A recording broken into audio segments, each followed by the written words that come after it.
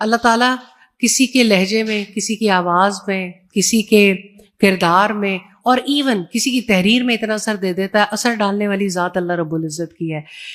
اللہ سبحانہ و تعالیٰ کی طرف پلٹ آئیے. استاذہ آپ لکھتی ہیں، کہاں جا رہے ہیں آپ؟ کس کی طرف دوڑ رہے ہیں؟ کس محبت کی تلاش میں اتنا تھک چکے ہیں؟ کبھی رک کر دل سے پوچھا، میں اللہ سبحانہ و تعالیٰ سے اتنا دور کیوں ہو گیا ہوں؟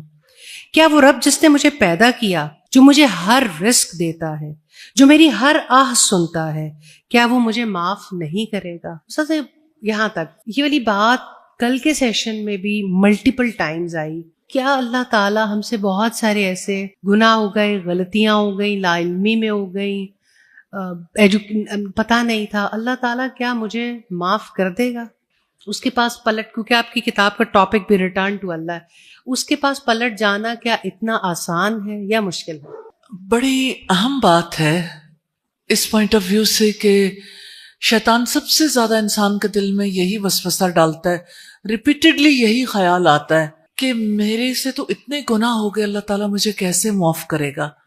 میرا آپ سے یہ سوال ہے، اللہ تعالیٰ کا نام العفو، معاف کرنے والا، الغفور، بخش دینے والا، الغافر، بخش دینے والا، غافر الذنب، گناہوں کو بخش دینے والا، قابل التوب، توبہ قبول کرنے والا، اللہ تعالیٰ کے یہ نام کیوں ہیں؟ اگر اللہ سبحانہ تعالیٰ معاف نہ کرنا چاہے تو نبی صلی اللہ علیہ وسلم یہ کیوں ارشاد فرمائے؟ آپ نے فرمایا بہترین خطا کار وہ ہیں جو توبہ کرنے والے.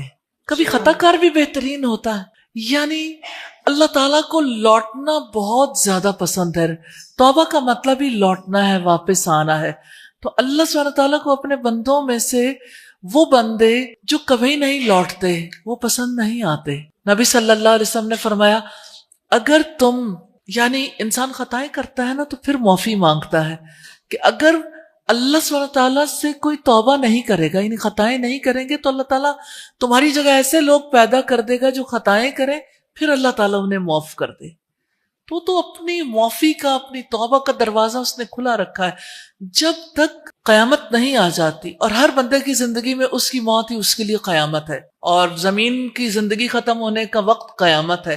تو قیامت آئے گی تو دروازہ بند ہوگا توبہ کا، یا موت آئے گی تو دروازہ بند ہوگا، زندگی میں کھلا ہے. تو اللہ تعالیٰ کی طرف جاتے ہوئے کبھی یہ نہیں سوچنا چاہیے کہ کیا مجھے معافی مل سکتی. مجھے یہ بتائیے کہ معافی کسے ملتی ہے؟ خطا کاری کو. تو اس نے معافی کا سلسلہ ہی اسی لیے رکھا ہے. یہ والی بات نا یہ دل کھول دیتی ہے.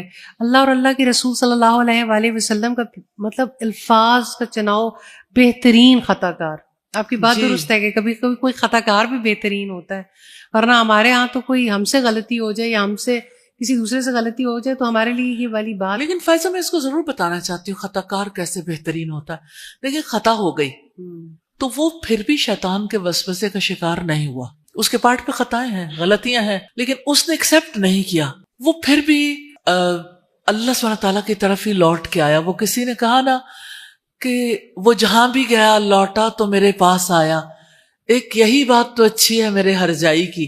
تو انسان بھی ہرجائی ہے نا، انسان کبھی ایک طرف بھاگتا ہے، دوسری طرف، تیسری طرف، لیکن لوٹ آنے والا جو ہے نا وہ تو اللہ سبحانہ تعالیٰ کو بہت ہی پسند ہے.